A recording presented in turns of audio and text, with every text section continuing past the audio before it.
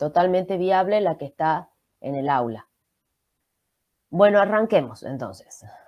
Sí, la computadora me responde. Ahí está. Bueno, entonces, actualmente ya se acepta que el cáncer es una enfermedad genética, ¿sí? Nosotros vamos a hablar de cáncer, de neoplasia maligna, cáncer en general, y que es el resultado de un proceso a lo largo del tiempo progresivo en el que se van acumulando mutaciones y también cambios epigenéticos, ¿sí? O sea, mutaciones, alteraciones en la secuencia de ADN y cambios epigenéticos son todos unos mecanismos por los cuales se regula la expresión de ese ADN sin que haya modificación en la secuencia nucleotídica, ¿sí? Y decíamos que es progresiva porque si vemos acá tenemos una célula normal y esta célula normal tiene que ser expuesta a varios factores que vayan generando mutaciones, va a ir ganando mutaciones, cada vez más mutaciones. Hay un punto en el que adquiere una mutación driver o conductora, que son las mutaciones esenciales para el desarrollo del cáncer. Y luego va a ir la célula ganando otras mutaciones, algunas driver, otras pasajeras, que no les, digamos, sería un cambio que no le da ninguna ventaja a esa célula, entonces son pasajeras, se da la mutación y luego se pierde en células hijas, pero con esa adquisición de mutaciones vamos a tener una célula fundacional del cáncer que es la que va a ser muy proliferativa, con ventaja sobre sus vecinas y es la que va a predominar al principio. Y a partir de estas células se van a ir generando otras mutaciones, ya no sé cuántas veces voy diciendo la palabra mutación, se van generando otras mutaciones que generan nuevos clones neoplásicos y terminamos teniendo un tumor que, como se fijan acá, tienen diferentes colores porque un tumor en realidad no está formado por todas las células cancerosas iguales, sino que genéticamente tienen diferencias. Muchas veces las mutaciones driver persisten en todas esas células.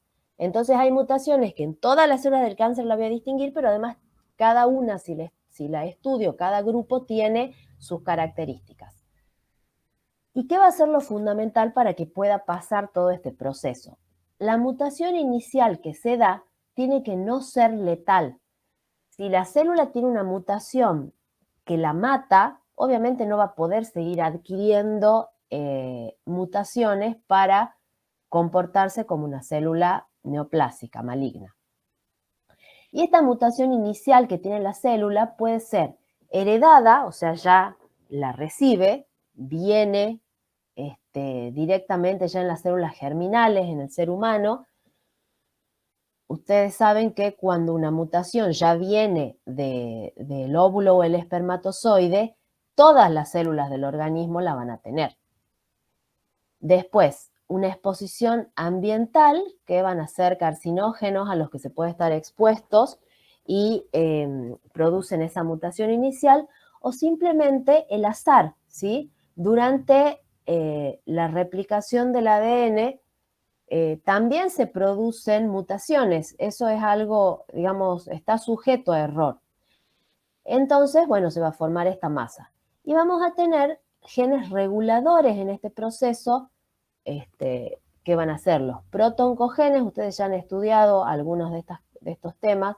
Los genes supresores de tumores, genes que intervienen en la regulación de la apoptosis y genes, implicados en la reparación de ese ADN. Bien, ya vamos a ir desarrollando un poquito más. Y es importante que tengan en cuenta, y más pensando lo que hemos dicho, que las mutaciones pueden ser heredadas, asociadas a estímulos ambientales.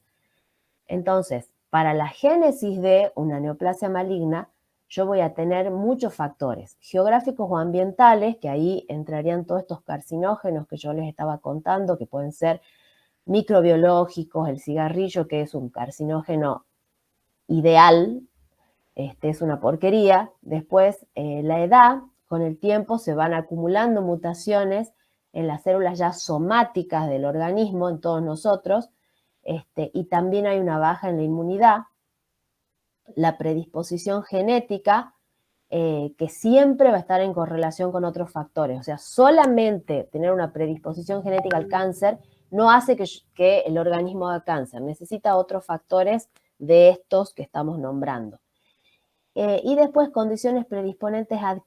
condiciones predisponentes adquiridas, como ser un sustrato de inflamación crónica en un tejido, la existencia ya de lesiones preneoplásicas o los cuadros de inmunodeficiencia, ¿bien? Ya vamos a ver cómo la inmunidad también tiene un papel importante en el desarrollo del cáncer. Esto es solamente para que recuerden a vuelo de pájaro. En el núcleo tenemos el material genético, que está constituido por la hebra de ADN. Alrededor hay un montón de proteínas que regulan esa expresión, proteínas y otras moléculas. Y estas hebras de ADN se va a condensar cuando la célula se divide en los cromosomas, que son los que se ven al microscopio. Y el ADN, ¿qué es lo que hace? Es capaz de replicarse al mismo cuando tiene que hacer células hijas, pero también va a transcribirse a través del ARN, y el objetivo de esta transcripción va a ser luego traducirse y generar una proteína a partir de un gen que tiene este ADN. Entonces yo acá tengo un gen normal que produce una proteína normal, y si se produce una mutación, o sea, un cambio en esa secuencia de ADN, a esto sería una mutación puntual que cambia un solo nucleótido, se genera una proteína normal o a veces puede no generarse la proteína. Y si yo tengo una proteína normal, esta proteína tiene muchas opciones. O funciona mal, o sea, tiene un funcionamiento en menos, o puede funcionar de manera exagerada, por ejemplo, está activada todo el tiempo, o directamente puede no funcionar, o sea, es una proteína con una función nula, y todo eso obviamente va a alterar el funcionamiento celular. Acá un poquito ya de lo que estamos hablando, que las mutaciones son cambios en esa secuencia de nucleótidos y que pueden ser cambios más pequeños, como mutaciones puntuales de lesiones, translocaciones, bueno, inserciones, bueno, ya lo han visto eso, o más grandes, en afección de la cantidad de ADN implicado y ya hay anomalía cromosómica. Entonces ya se ve el cromosoma alterado.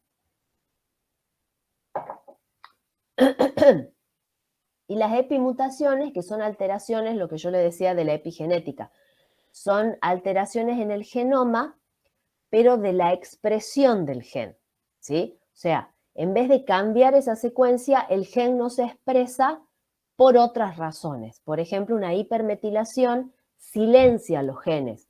La hipometilación hace que se exprese mucho, que se copie. Cuando la histona, que es la que organiza el ADN, condensa mucho la cromatina, los genes tampoco se pueden copiar. Y todo eso lo va regulando la célula para regular la expresión génica. Y las consecuencias son las que ya hemos dicho acá. Que falte la expresión de una proteína, que se generen proteínas alteradas con funciones cambiadas. O por ahí también se generan proteínas, eso creo que no dije, que tienen una función totalmente diferente a la original, ¿sí? O sea, se produce una mutación que genera un producto proteico nuevo, porque el gen, al ser una mutación, ya esa secuencia de ADN cambian los aminoácidos que constituyen la proteína y se genera una proteína nueva. Esto también repaso rápido porque lo hemos nombrado. Recuerden que los protooncogenes están normalmente en el ADN y codifican proteínas que están asociadas a la proliferación celular. ¿Y qué pasa? Si se mutan, generan oncogenes y esos oncogenes codifican oncoproteínas. O sea, serían proteínas producto de un gen mutado que estimula la proliferación celular. Y los genes supresores de tumores también están normalmente en el ADN y su función, o sea, la función de la proteína que generan, es impedir la proliferación celular. Entonces, ¿cuál es la situación de equilibrio? Yo tengo protoncogenes que tienen su expresión normal y que empujan la proliferación celular. Pero está el gen supresor que la frena y hay un equilibrio y se mantiene la proliferación. En cambio, si yo tengo un protoncogen activado y un gen por una mutación y un gen supresor normal, su función habitual no le va a permitir frenar esta expresión exagerada del oncogen y se genera el tumor. Y lo mismo va a pasar si yo lo que se muta es el gen supresor, que debería hacer ese freno, no existe y de nuevo tengo tumor. Entonces, ¿qué es lo fundamental acá en la carcinogénesis? El tema de las mutaciones y los cambios epigenéticos que lo que hacen es, en definitiva, favorecer la proliferación celular, la supervivencia celular. Para que no se olviden, el ciclo celular, la célula puede estar en un estado quiescente de G0, en el cual no se divide, pero va a recibir un estímulo de un factor de crecimiento, un mitógeno, que va a hacer que la célula tome la decisión de comenzar, de entrar nuevamente al ciclo. Va a ir pasando a lo largo de las diferentes fases, que esto va a depender de las concentraciones de las quinasas y las ciclinas. Hay un punto que pasa ya la célula que se llama punto de restricción, que una vez que lo pasa a este punto, aunque ya no esté el factor de crecimiento, la célula sigue con el ciclo y después, bueno, va a sintetizar el ADN, se va a preparar para la división y va a terminar dividiéndose. ¿Por qué repasamos esto? Primero porque nos tenemos que acordar que tenemos muchos puntos de control en la cual la célula, cuando está en este ciclo, chequea que esté todo bien, su material genético, la cantidad de organelas que tiene para generar nuevas células, que esté todo en orden para generar una nueva célula viable. Y en todo este proceso, si se fijan, hay un montón de oncogenes y un montón de genes supresores de tumores que normalmente están actuando, en realidad acá no, si es normal serían protooncogenes, y genes supresores de tumores que están actuando en este ciclo celular. Entonces, si hay mutación de cualquiera de estos, ya se puede aumentar la proliferación celular. Y ustedes dirán, ¿para qué me sirve saber todo este berenjenal de cosas? Entonces, les voy a contar una historia pequeñita de lo importante de la carcinogénesis, que es la del cromosoma Filadelfia. Bueno, el cromosoma Filadelfia, en los 60, gente que estudiaba neoplasias, publican en realidad,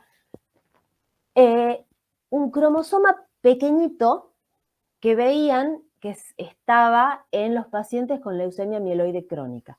Pensemos que, digamos, había teorías que hablaban que sí, que los cromosomas podrían estar implicados en el cáncer porque veían que en las neoplasias hacía poco que se estaba pudiendo ver los cromosomas recién al microscopio. Son pocos años y lo que se ha avanzado es muchísimo, pero recién se estaban viendo. Entonces veían que había alteraciones cromosómicas en los tumores, que había muchos cromosomas o que a veces eran muy complejos, los cromosomas eran raros, pero no se sabía si era causa o consecuencia. Y lo que describe esta gente es un cromosoma chiquitito, pues vean que dice minuto, que sería este que está acá, si es un cromosoma pequeñito, esto es posterior igual.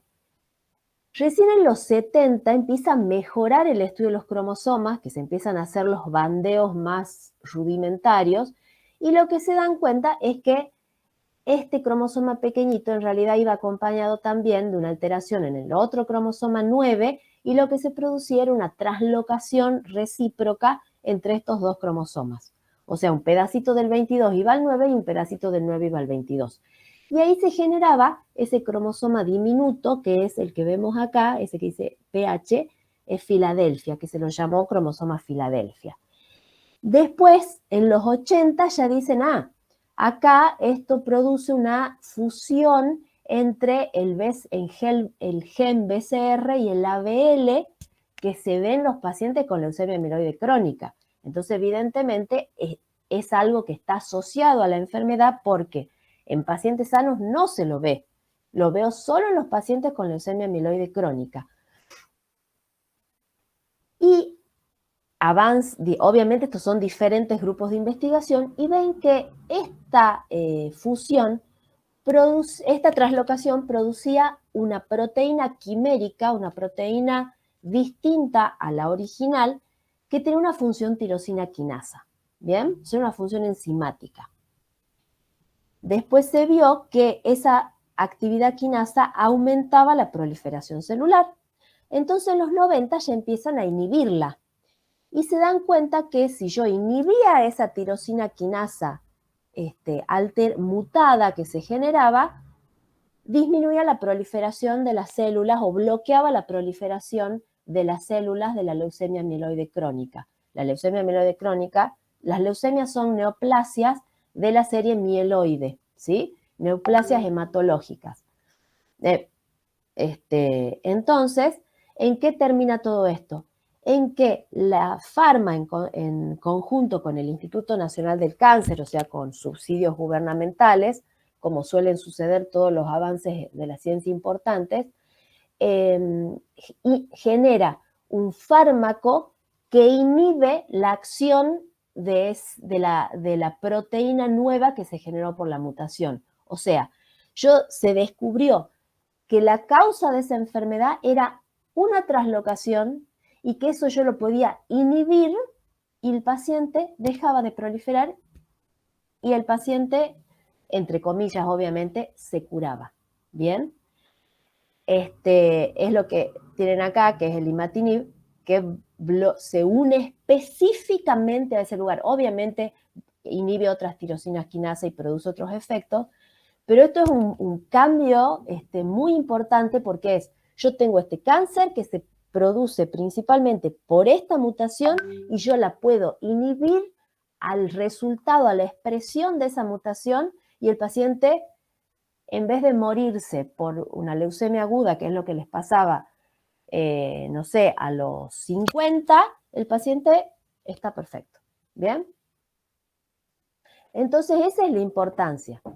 Y entonces vamos a estudiar, y lo tienen así también en el Robbins, que habla de las características del cáncer o hallmarks, que esto se viene desarrollando hace bastante, que son ciertos fenotipos o características, incluso genéticas, que adquiere una célula neoplásica maligna y que le permiten justamente ser maligna, o sea, ser una célula de cáncer.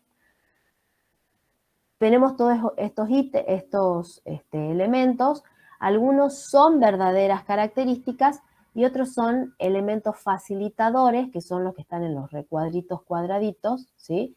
Y los verdaderos hallmarks son estos. Ahora los vamos a ir viendo, en realidad algunos los desarrollamos más, otros son 2 palabritas nomás. Y el año pasado, esta Hanahan y la gente con la que trabaja, plantearon nuevos hallmarks, que son estos, y también nuevos factores facilitadores. Acá tienen esto sí es de este año porque es del 2022. Así que si quieren, hagan captura de esta pantalla porque acá tienen la referencia bibliográfica. Es un free full text, así que lo pueden bajar ustedes y lo leen si están interesados. Entonces, ¿qué va a hacer la célula neoplásica para en sí ser neoplásica? Uno de los mecanismos es sostener una señal proliferativa.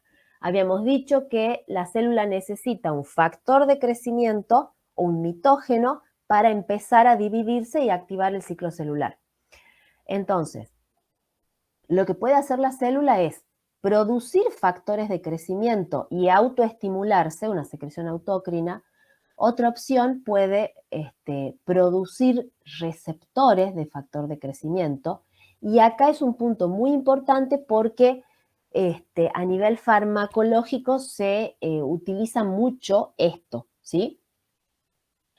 Unos genes muy importantes En general, digamos, son receptores con acción tirosina quinasa, son los más fáciles para los cuales se puede actuar a nivel farmacológico y son los que se ha centrado mucho el estudio, todos los estudios. Un gen importante son los ERB1 y ERB2. ¿Por qué? El ERB1 es un gen que codifica el receptor del epidermal growth factor, ¿sí? El receptor del factor de crecimiento epidérmico. Y esto, en cáncer de pulmón, cuando hay un paciente con un cáncer de pulmón avanzado, se estudia sí o sí si está presente una mutación puntual en este gen para darle un tratamiento específico con el anti-EGFR. Porque lo que hace este receptor es activarse, al mutarse permanece activo constantemente. Esa activación constante genera constantemente a nivel intracelular una cascada intracelular que termina en la proliferación celular. Entonces, lo que se ha buscado es inhibirlo. Y se inhibe esa acción quinasa, esa tirosin quinasa, y así se inhibe la proliferación. Y el otro gen que habíamos nombrado es el ERB2, que codifica otro receptor que es el HER2. A este lo van a escuchar de nuevo cuando estudien cáncer de mama, porque es muy importante. También hay una alteración genética, pero en este caso se sobreexpresa. ¿Qué quiere decir? Normalmente yo tengo que tener 2 copias de este gen en el cromosoma 17. Lo que hacen las células tumorales que tienen esta mutación es tener muchas copias. Entonces, en vez de cuando se realiza la copia del material genético, en realidad la transcripción, en vez de transcribirse una vez, se transcribe un montón de veces y se generan un montón de proteínas. Y lo que hacen, como son receptores de membrana, se pegan todos los receptores a lo largo de la membrana y cada uno de esos receptores va a juntarse con un factor de crecimiento, o a veces son tantos que ni siquiera lo necesitan, que activan la proliferación celular.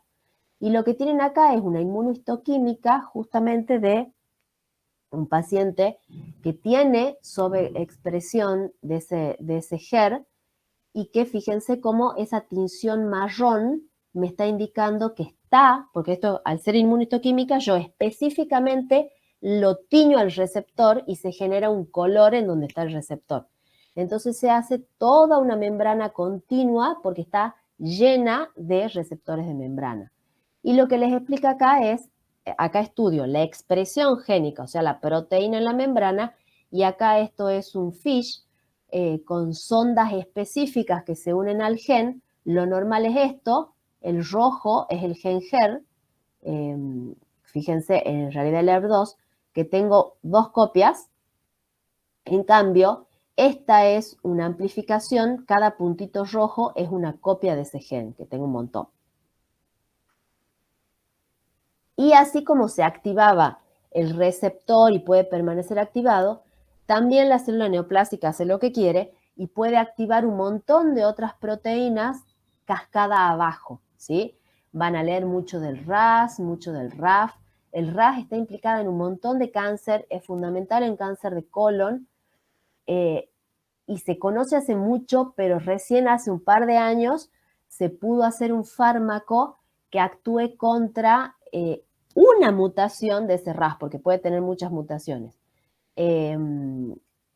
Después BRAF es otra que les va a volver a sonar cuando vean melanoma más adelante. Bien. Eso es para ejemplo de que vean cómo toda la cascada puede alterarse. Después tenemos otra característica que adquiere la célula neoplástica, es evadir la supresión de crecimiento.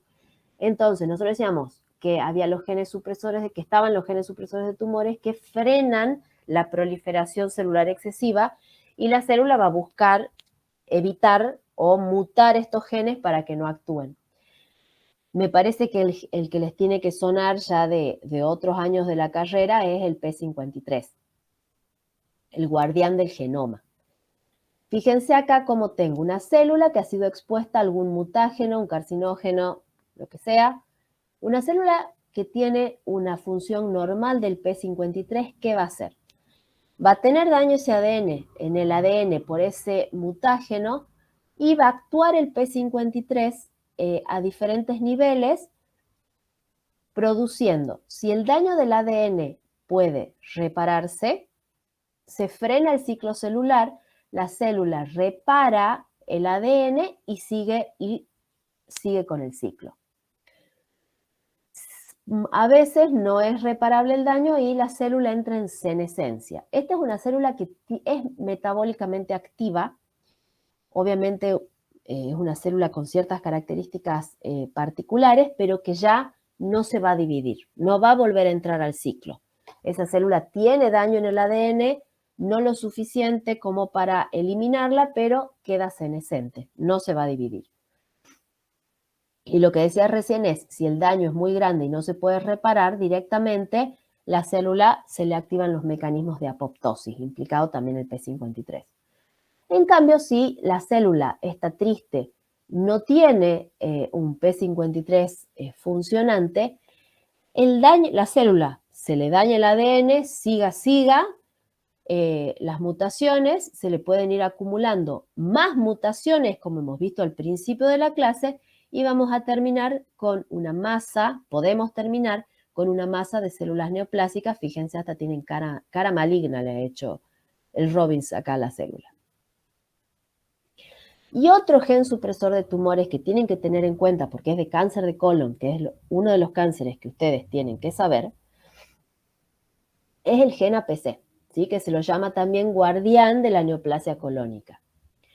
Acá la vía que está implicada se llama vía WNT, que normalmente se activa en la vida adulta en algunas células de la cripta del colon.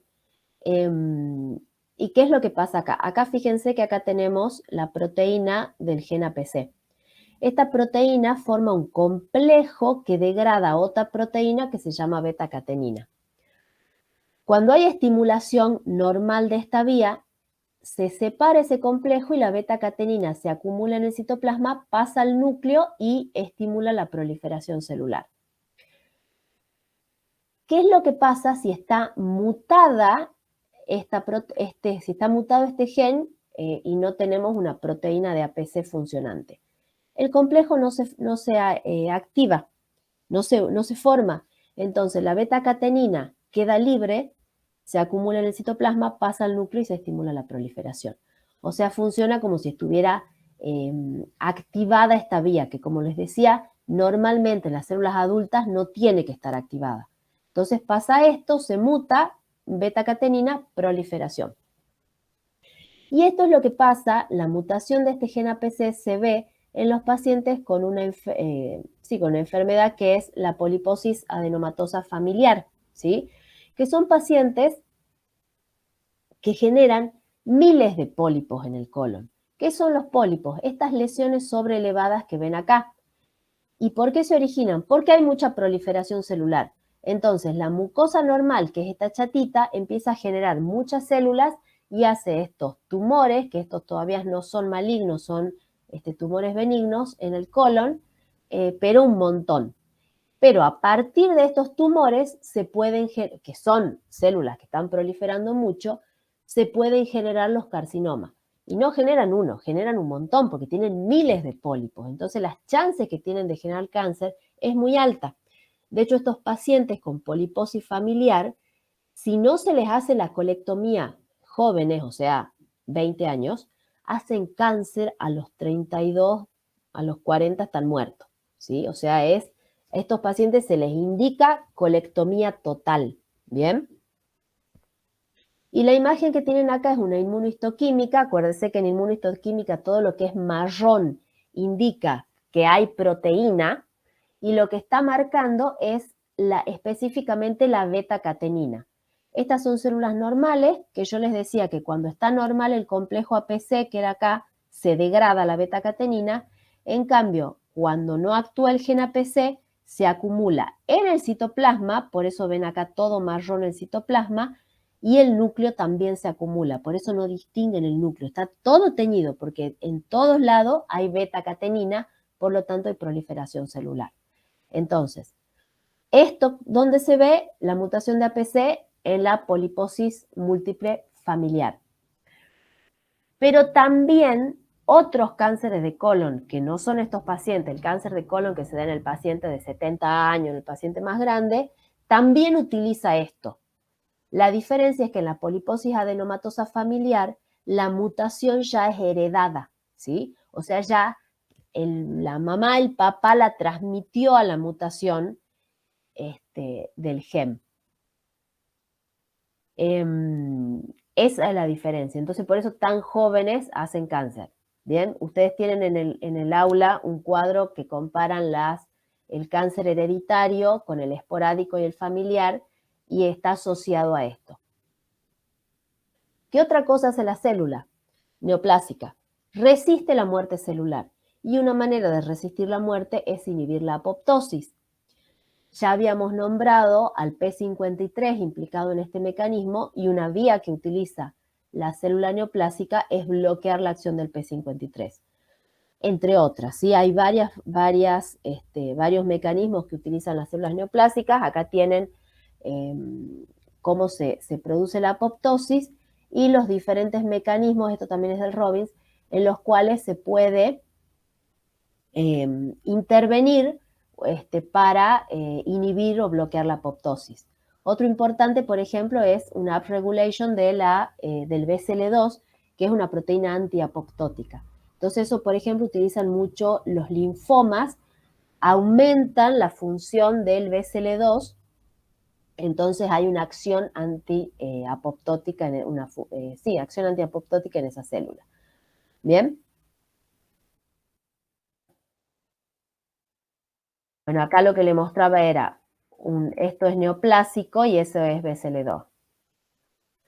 ¿Qué otra cosa hace la célula? Esto ya es un facilitador. Busca tener, la célula neoplásica o tiene inestabilidad genómica. ¿Bien?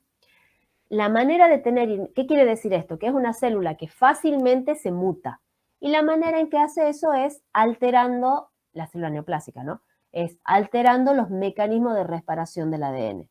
¿Por qué? Porque si yo tengo alterada la reparación del ADN, van a seguir las mutaciones, nadie va a reparar eso y se van a ir acumulando cada vez más mutaciones. Y si yo acumulo más mutaciones, voy a tener más chances de recibir, yo célula maligna, de tener una mutación driver que me va a dar capacidad proliferativa, ventaja proliferativa y crecer cada vez más.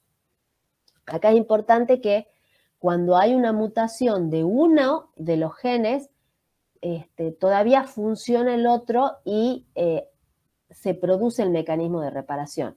La célula es bien inteligente y aunque haya menos cantidad de proteína, funciona el mecanismo de reparación. Tiene que mutarse ambas copias para que se produzca la inestabilidad genómica. Y acá, de nuevo el cáncer de colon, acá está este tipo de mutaciones, está asociado el cáncer de colon no polipósico, ¿bien? Recién hemos dicho que eran pacientes que hacían muchos pólipos, los que tienen este tipo de mutaciones de los genes de reparación no hacen pólipos, ¿bien? Directamente en la mucosa. Y esto es algo que es importante porque también paciente que tiene cáncer de colon u otros cánceres asociados como de endometrio, se le estudia las proteínas de reparación. Las más importantes son la MSH2 y la MLH1. Acá en esta inmunohistoquímica se está estudiando la expresión de esas proteínas. Lo normal es que estén, porque su presencia indica que las proteínas de reparación están y funcionan, y lo anormal es cuando se pierden. ¿Ven? Esto es un tumor que ha perdido 2 de las proteínas de reparación, por eso no marca nada. En cambio acá veo marrón en las celulitas tumorales. Y esto se da entonces en el síndrome de cáncer de colon no polipósico, síndrome de Lynch. ¿Bien?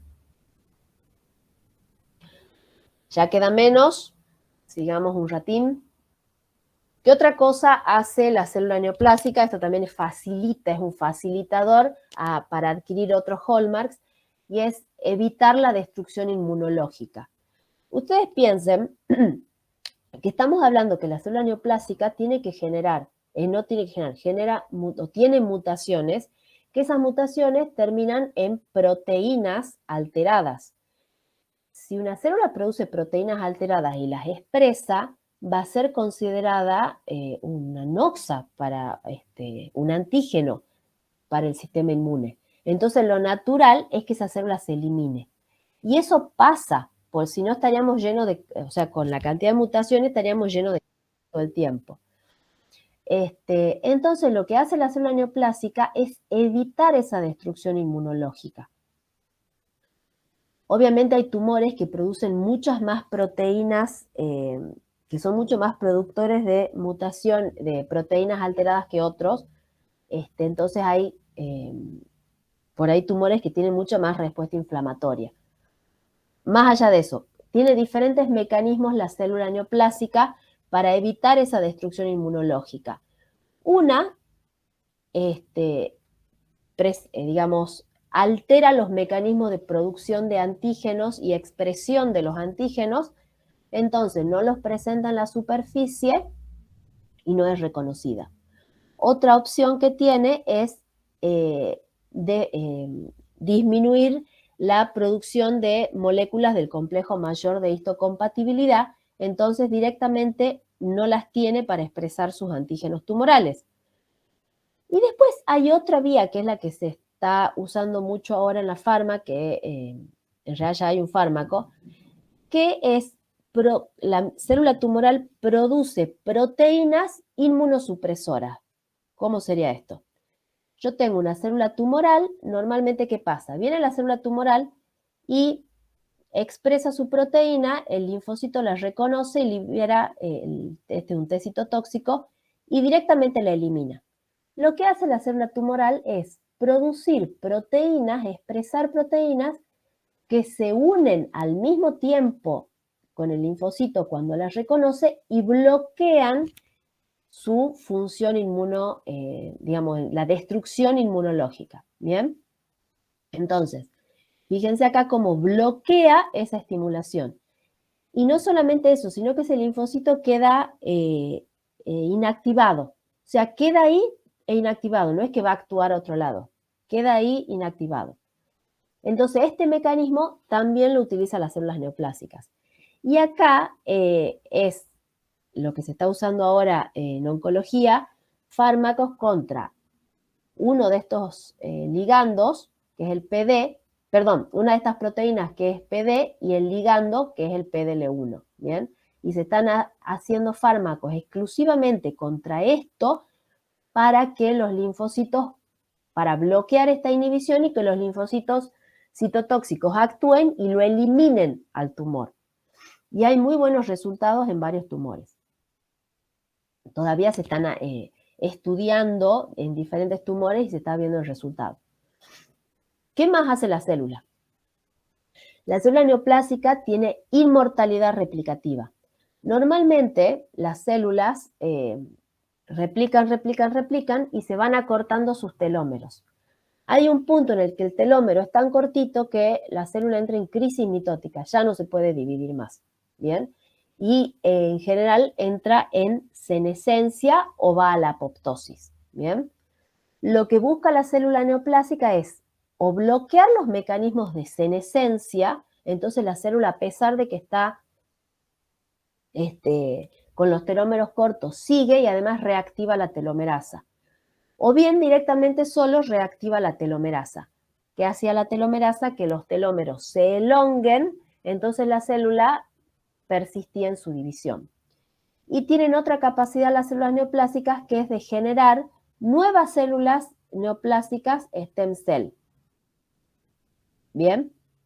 Entonces generan células, una célula que no es stem y otra que sí, o genera dos nuevas células stem cell, entonces así persiste el tumor. Otra cosa que hacen los tumores es inducir la angiogénesis. Ustedes han estudiado angiogénesis cuando han estudiado inflamación. Acá es similar, nada más que los vasos tumorales tienen ciertas características distintas de las de la inflamación común. Igual son vasos muy permeables, lo que hace que facilite que se vayan células neoplásicas por esos vasos y pueden hacer focos secundarios de tumor. Van a ser fundamentales para nutrir el tumor porque es un tejido que está creciendo muy rápido, entonces los vasos normales no son suficientes. Y además se ha visto que esas células endoteliales liberan de vasos de angiogénesis neoplásica, liberan factores de crecimiento que estimulan al tumor también.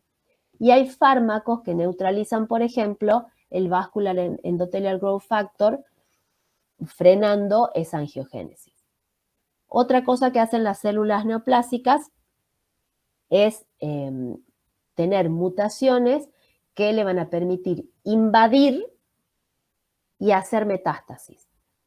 Para invadir, imagínense que eso qué quiere decir, que la célula se tiene que separar de sus células vecinas, tiene que digerir la membrana basal si es epitelial, tiene que poder desplazarse por un tejido conectivo que es diferente al que ya está expuesto normalmente, tiene que poder atravesar un vaso e irse a la circulación. Y en todo ese proceso tiene que adquirir todas funciones que no son normales en una célula que, por ejemplo, normalmente tiene que estar en la mucosa del colon.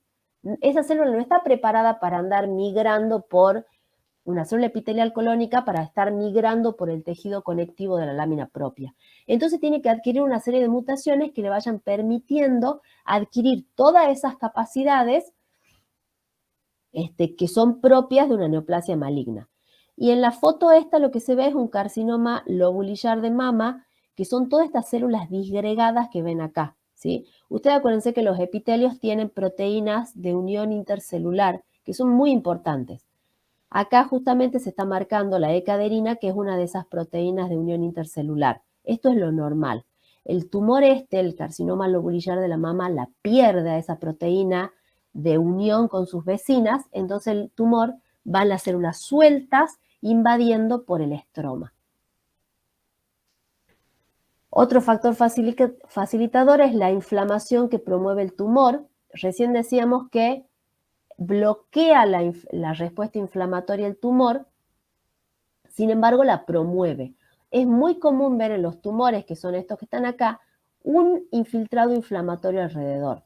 Pero como hemos visto, ese infiltrado inflamatorio, estas células inflamatorias pueden estar inactivadas, pero lo que se ha visto también es que en ese microambiente de inflamación se generan proteínas que estimulan la división celular o la permanencia de la célula neoplásica. Entonces, la misma neoplasia genera un infiltrado inflamatorio crónico que la alimenta, ¿sí? Esto es, por ejemplo, muy importante en el linfoma de Hodgkin. Y en los casos, esta inflamación crónica se cree que está asociado a que en los casos avanzados de enfermedad, los pacientes tienen un cuadro sistémico de cansancio, caquexia, anemia, y se cree que está asociada a esta respuesta inflamatoria. Después, otra cosa que hacen las células que la facilita es una desregulación energética. Esto vamos a ver un ejemplo porque se lo entienden en base a lo que han estudiado antes. La célula tumoral, a pesar de estar en un medio de aerobiosis, opta por una glucólisis anaeróbica. Entonces, en vez de utilizar la vía de generación de ATP normal con la fosforilación oxidativa, utiliza la glucólisis anaeróbica produciendo ácido láctico. ¿Por qué? Porque esto le permite obtener energía rápido, si bien es mucho menor la cantidad de ATP, lo tiene rápido y tiene además metabolitos intermedios para generar nuevas células, para la división celular. Y en esto se basa el PET, ¿bien? La tomografía de emisión de positrones que ustedes han estudiado en biofísica. Este es un hígado en una tomografía, ¿bien? Y esto que ven acá abajo es un PET. ¿Qué se hace? Se marca con sustancia radiactiva la glucosa y se le inyecta al paciente. Y se capta donde hay mayor consumo de esa glucosa radioactiva. La célula tumoral, como hace glucólisis anaerobia, consume muchísima glucosa, mucha más que los tejidos normales. Entonces, cada uno de estos puntos brillantes son focos de tumor en ese hígado que están consumiendo muchísima glucosa. O sea, en esto se basa el uso del PET con glucosa marcada con un isótopo radioactivo. ¿Bien? En el efecto Warburg se llama. Estos son los nuevos hallmarks, que es el desbloqueo de la plasticidad fenotípica, que esto es básicamente que la célula neoplásica puede hacer lo que quiera en cuanto a su expresión fenotípica. Normalmente tenemos una célula progenitora, esto es un epitelio normal, perdón acá, diferencia un epitelio. Por ejemplo, acá hay una célula ciliada, una célula stem de la tráquea, que eran las basales, va a terminar produciendo, que se ven a nivel basal, terminan produciendo una célula madura del epitelio de la tráquea. ¿Qué hace la célula tumoral? Puede, a partir de la célula diferenciada, desdiferenciarse. O sea, pierde la expresión de genes implicados en la diferenciación. Entonces vuelve a un estadio de diferenciado. Fíjense que es una célula totalmente diferente. Ya no tiene cilias o no tiene microvellosidades, no tiene lo propio de la célula diferenciada. O lo que puede hacer es bloquear la diferenciación. Pasa de stem cell cancerosa a células desdiferenciadas. Y otra cosa que hacen las células neoplásicas es se transforma en otra. Entonces, por ejemplo, hay una transdiferenciación entre células epiteliales a células mesenquimáticas. ¿Y qué ventaja tiene, por ejemplo, en este caso? La célula mesenquimática está normalmente en el tejido conectivo, puede migrar, actúa como cualquier célula mesenquimática. Puede migrar por el tejido conectivo, producir ciertos factores de crecimiento que una célula epitelial no. Entonces, todos estos mecanismos los puede utilizar. Después también la senescencia, que nosotros lo hemos estudiado como un mecanismo más que nada protector, también lo puede utilizar la célula neoplásica y tener células neoplásicas senescentes que tienen una secreción de sustancias protumorales. Entonces, ¿qué ventaja tiene esa célula? Como metabólicamente está activa, pero mucho menos, con mucho menos actividad, puede pasar desapercibida, por ejemplo, al sistema inmune. Sin embargo, sigue produciendo proteínas pro-neoplásicas.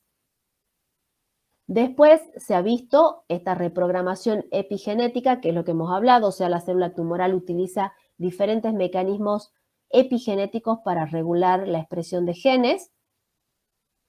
Y la ventaja de los mecanismos epigenéticos es que son reversibles. Una mutación no es reversible, un cambio en la secuencia de ADN no es reversible. En cambio, una hipermetilación en un sector del ADN sí es reversible. Entonces, el tumor ahora necesita silenciar este gen y en 2 meses ya no lo necesita que se exprese. Lo expresa. Entonces, mucho más plástico. Y otra cosa que sí se está estudiando también mucho ahora es lo de los microbiomas polimorfos. ¿Esto qué quiere decir? Hay ciertas bacterias en los ambientes, en los microambientes que son anticancerígenas o procancerígenas. Y se cree, por ejemplo, ustedes cuando estudien cáncer de colon van a ver la importancia de la alimentación y que el cáncer de colon se asocia a una alimentación pobre en fibras, rica en grasas, rica en carnes, y justamente se cree que hay una modificación en la microbiota de estos pacientes en el colon, y esa microbiota en pacientes que consumen poca fibra facilita el desarrollo del cáncer. Ya hemos terminado con los hallmarks, ahora quedan solo algunos temas cortitos de carcinogénesis, de carcinógenos que deben tener en cuenta. Los carcinógenos, esto lo ven en el libro, son, digamos, para tener más detalle, pero resumiendo, pueden ser químicos. Y vamos a tener una fase de iniciación en la cual se produce una mutación y una fase de promoción en la cual se produce proliferación celular. Entonces necesito estos 2 momentos para que se genere un tumor maligno. Y acá tenemos un montón de carcinógenos que acá les puse alguno, el arsénico, por ejemplo, que es muy importante en nuestro medio asociado a cáncer de piel. Las drogas antineoplásicas funcionan como mutágeno, buscando que la célula tenga tal desastre en el ADN por las mutaciones que termine con apoptosis. Pero bueno, tienen diferentes ejemplos. Otro carcinógeno físico, la radiación, que puede ser radiación ionizante, por ejemplo, Chernobyl, el desastre de Chernobyl, las bombas atómicas de Hiroshima o Nagasaki, o Blinky, el pescadito de 3 ojos en Springfield, ¿sí? Todo efecto de la radiación ionizante. O la luz ultravioleta, que es la luz del sol, ¿sí? Acuérdense, por eso hay que usar protector solar, porque la luz UV produce dímeros de pirimidina, después esto hace que se altere la estructura molecular del ADN, con consecuencias posteriores que terminan asociadas a cáncer, tanto escamoso, vasocelular o melanoma, que son los cánceres de piel que ustedes estudian. Bueno, y acá un poco la incidencia de melanoma en la zona, fíjense cómo hay más en los pacientes donde hay más población con piel clara, bien, que la piel clara es mucho más sensible, mucho más propensa a generar cáncer de piel. Y muy importante los carcinógenos microbiológicos, tenemos los virus oncogénicos, el HPV, muy importante. Ustedes lo estudian en cáncer de cuello uterino, pero actúa todo a nivel anogenital inferior, aerodigestivo, está asociado a cáncer de amígdala, a cáncer, más que nada en cavidad oral, amígdala el más importante, cáncer de pene, cáncer de ano, ¿sí? O sea, actúa, y cáncer de cuello uterino, obviamente, que es donde ustedes más lo van a estudiar, expresan proteínas oncogénicas que justamente van a llevar a una proliferación celular mayor y génesis de este cáncer. Los virus de hepatitis B y C, que en este caso lo que se produce es un proceso inflamatorio crónico, y en ese proceso inflamatorio crónico con más regeneración celular es el sustrato donde puede desarrollarse los hepatocarcinomas en el contexto de cirrosis. En esta foto tienen un hígado cirrótico, todos estos son los nódulos de regeneración que se llaman, que es regeneración hepatocitaria, cuando en estudio de inflamación esto se nombró, y acá este nódulo que si lo ven es distinto, ese es un hepatocarcinoma. Y las bacterias también son carcinógenas. La primera bacteria catalogada como carcinógena fue el Helicobacter pylori, y que está asociada tanto a cáncer, adenocarcinoma gástrico, como a linfoma. Y es la que tienen acá, este es un estómago con un linfoma, yo les he puesto el menos frecuente de los dos, en vez del carcinoma, el linfoma, pero se veía lindo la inmunistoquímica. Fíjense, acá el CD20 le está marcando los linfocitos B, que este tipo de linfoma es de linfocitos B. Fíjense cómo la estructura histológica del estómago está totalmente alterada y está todo infiltrado por linfocitos B. Y acá lo que se le está mostrando con, creo que es una toluidina, los Helicobacter pylori. ¿Los ven ahí? Una técnica histoquímica, que se tienen que acordar que la tienen que estudiar también. Entonces, en conclusión, la carcinogénesis es un proceso que requiere múltiples pasos en lo que la célula maligna adquiere características que las definen, que son estos hallmarks, implica alteraciones genéticas y epigenéticas. Las alteraciones van afectando el normal funcionamiento del ciclo celular en diferentes puntos, siempre estimulando la proliferación. Es importante conocer la génesis de los tumores, tanto a nivel diagnóstico como pronóstico terapéutico. Bueno, eso que ya lo hemos dicho de la terapéutica. Y que se acuerden que hay microorganismos implicados también en la génesis del cáncer. Bueno, ya con esto terminamos. Bien. ¿Siguen ahí? Sí, sí, doctora. Bueno. ¿Alguna duda? Todas. Todas. No, vean la clase en el aula que está, dura como 1 hora y media, pero bueno, ahí la pueden parar, la siguen viendo, cualquier cosa y preguntan después. Tienen mi mail ahí en el campus, así que, y yo estoy en el centro de salud todas las mañanas. Cualquier cosa. Bueno, chicos, si no hay dudas, entonces Bueno, nos vemos más adelante. Chau, chau. muchas gracias, doctora. Muchas gracias. Hasta Doctora, luego. doctora, Chao, gracias. Chao, doctora. muchas gracias. Hasta mañana.